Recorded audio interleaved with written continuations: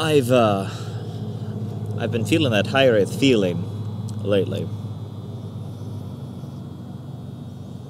I don't know if it's my own mortality or missing the West or what it is. It probably helps explain this ridiculous hat that I'm wearing, and the fact that I'm sitting on an abandoned hillside where houses used to be, with noisy transformers in the background. But I wanted to tell a story while I'm all high wraithy and cathartic and stuff. 8.5 years ago, no, 11.5 years ago, I don't know how I was thinking 8.5, 11.5 years ago,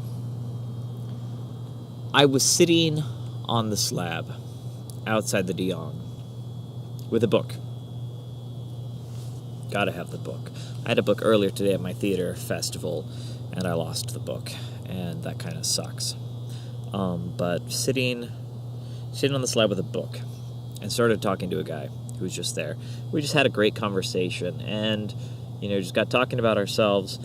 And I was readjusting from coming over the mission. This was probably early September, so I'd been home from my mission for a month. It might have been late September. It might have been late October, but I think it was late September. And we hit it off, and he thought I'd be a good fit for his place. So he invited me to callbacks. I missed auditions. I got invited to callbacks. And at callbacks, there was one scene in the play where the character I was auditioning for and the young love interest, young lady, were in her room, sitting on her bed, and she was making her interest very known. And remember, I've been back from my mission for a month at this time, and I'm still scared of girls. And you're doing the scene over and over again with different people, and you're doing it in different ways, and you're just trying new things. And I'm still kind of a stick in the mud because I've been home for a month, and I'm still figuring things out. And this, one of the scenes with this one of the girls who was called back as well for the female lead, she just wanted to see how over the top we could get it. And so it basically ended up with her chasing me around the bed, just scooching little bits at a time, and I would scooch, and then she would scooch, and I would scooch. So we're pretty much just like scooching our way.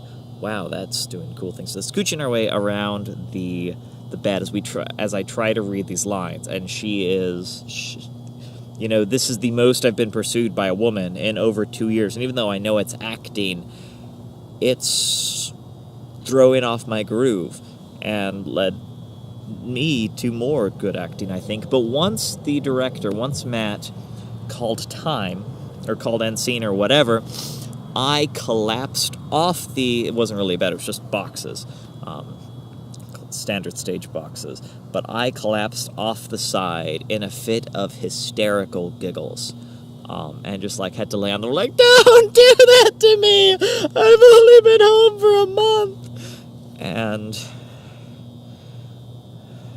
it was awesome, and she was awesome, and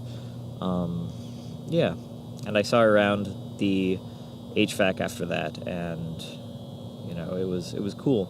But today, in Birmingham, Alabama, right over there, behind the DHR, is the BJCC. You can see some of it off in the distance. But right over there, an hour and a half ago, she made me collapse into hysterical giggles again. Because just like 11.5 years ago, she was adorable and hilarious and over the top. And today, in a touring production of the fantastic musical Once, she was hilarious and adorable and over the top once again. And I'm so grateful for the people that I've met. I'm so grateful for the gift and the power of music. I'm grateful for the times when I feel abandoned in Bandon. Because so much good comes into my life through all those things. And at the times when I'm feeling that lost and lonely feeling, I can remember that there is goodness out there, that there's goodness in here, mostly.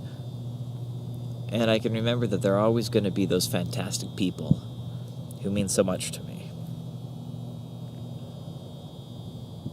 So thank you for being those fantastic people. And thanks for watching.